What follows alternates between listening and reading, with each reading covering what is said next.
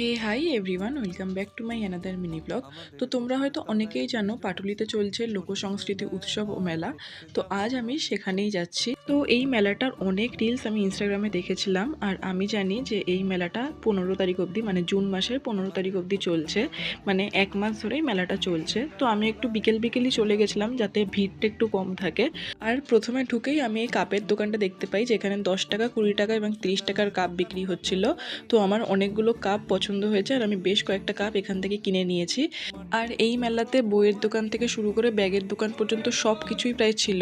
আর এখানে এই ফ্রিজ ম্যাগনেটের দোকানটা, এখানে 50 টাকায় ফ্রিজ ম্যাগনেট পাওয়া যাচ্ছিলো। তো তোমরা ভিড়টাও দেখতে পাচ্ছ।